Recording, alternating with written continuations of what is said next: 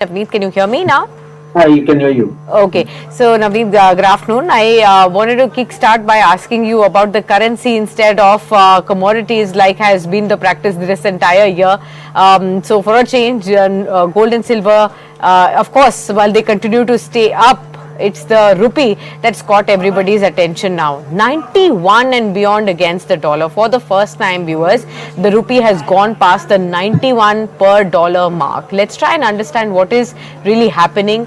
Why is the rupee falling consistently? What are the key reasons there? And what do we expect? So, Navneet, I think fourth consecutive session when the rupee has been consistently posting record low after record low last 4 days. In fact, this year so far, it has fallen 6%. From its peak, it's down by about 8 odd percent as well. And when we compare with other Asian currencies, it is the worst performing currency. What's happening at the rupee? Well, whatever moves very fast, you try to bring me on and ask questions about the same. Same did the same with silver. Now we're doing the same with rupee. Typically, rupee has been one of the worst performing currency. Time and again, we have seen that it was hovering between 82, 83 for a very long period of time. Ever since 2022, 23, it's been hovering to around those levels. And over the last 1 month or so, something drastically not well for the rupee currency per se. Ever since the year started, since April to now, we've seen a massive drawdown in the domestic equity markets of roughly to the tune of $18 billion.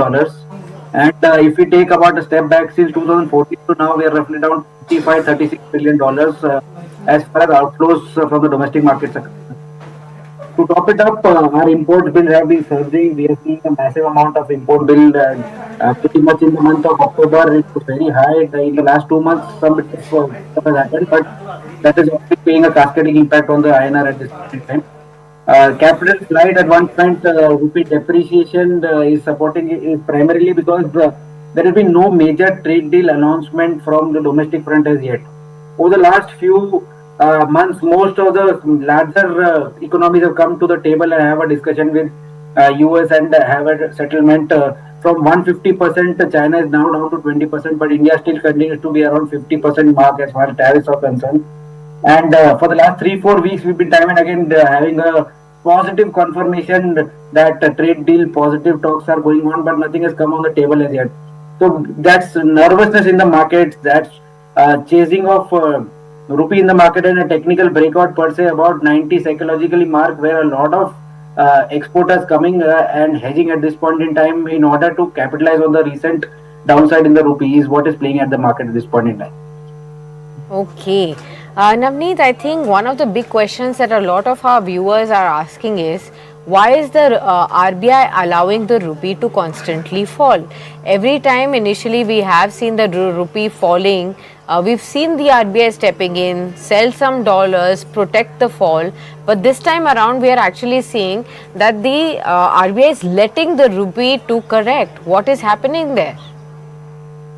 RBI generally doesn't intervene unless they have great clarity as to they can protect the rupee to a very large extent. They are not protecting the rupee. Is a natural depreciating phenomena over the last 40-45 years. As you see, the rupee tends to depreciate by 12% every 4-year bracket. Okay, so since 2023 to now, we have seen it down by about 8% only.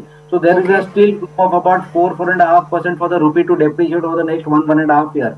Okay. So either it happens maybe in the next few days to 92, 92.5, or maybe it takes the entire 2026 to depreciate about 2-3%. But typically that has been the trend, that an average depreciation of 4% is what we've seen in the INR every 12% every 4-year bracket.